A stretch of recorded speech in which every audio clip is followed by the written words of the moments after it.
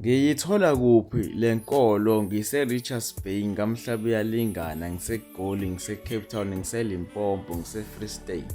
Le nkolo ikhona zonke izindawo. Uzobuza ngakini ukuthi ulithola kuphi isonto lakwaShembe, bazokuyalela. Uzobese uyaya-ke uma uwesilisa ugqoke kahle ibhulukwe elide, uzikhave-ke nezingalo, ugqoke kahle nejakhethi noma intolibhantshi ushone khona.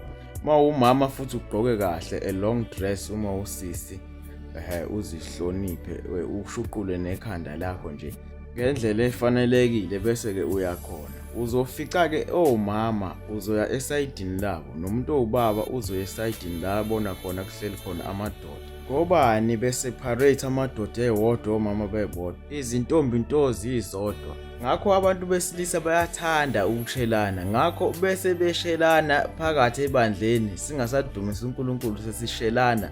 Sekuyicala lokho uNkulunkulu, ngoba asizile ukuzoshelana la. Hawu nathi siyakuthanda ukushelwa nje, hhayi la nobonana ngaphandle. Bese-ke ufikile-ke kuzongena inkonzo iphinde iphume, bese-ke unikezwa ithuba, uyasukuma uthi ngiyayikhetha inkosi yasebuhleni bamaNazaretha, noma uthi ngiyalikhetha unyazi, bazothi bona amen, bese uhlala phansi. Izingelosi zikaNkulunkulu ziyakubhala wena phansi igama lakho, zisuke zikwazi njengoba uma wakho wakwethi igama nje, uNkulunkulu uyakwazi igama lakho. Bese uzoya kule ndawo le kuthiwa khona isebuhleni, usuya nawo amakholwa lawo wafica ethempelini langakini. Ufike ushaya ithikithi lokubhabhadiswa, awulilahli, lifana ne-ID yakho, ngoba uma washona umfundisi wakuleli bandla ngeke aze kungcwabe lingekho leli thikithi elishoyo ukuthi wena wabhabhadiswa kuleli bandla. Bese ungena emanzini, uvuma izono zakho, sokuthi njengoba mina ngumuntu wesilisa kade lala nabanye besilisa, ngiyakuyeka. Njengoba mina ngumuntu wesifazane okade lala nabanye besifazane, ngiyakuyeka.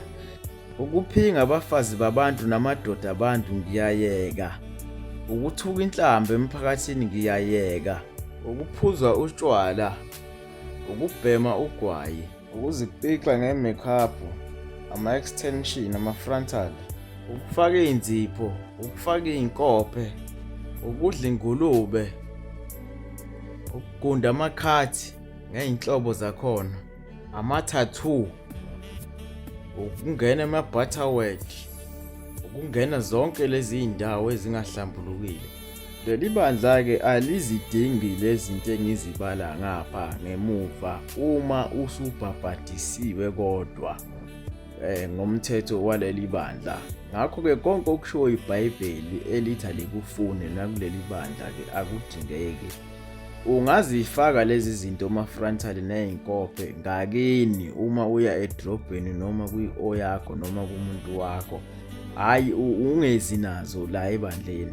Ama-makeup awuzi nawo la, bazokusula nje ngethawula, ngoba lezo zinto ezikasathana ama-makeup yizo lezi ezibhidliza imishado yabantu. Yiwo amakhathi lawa aheha abafazi babantu okubhidlika imishado yabantu. Ngakho lezi zinto ezikasathane uNkulunkulu akazidingi. Wamuzwa egxeka leli bandla, wobheka ibandla akulo ukuthi ake lizenzini lezi zinto zikasathane engizibala ngapha ngemuva.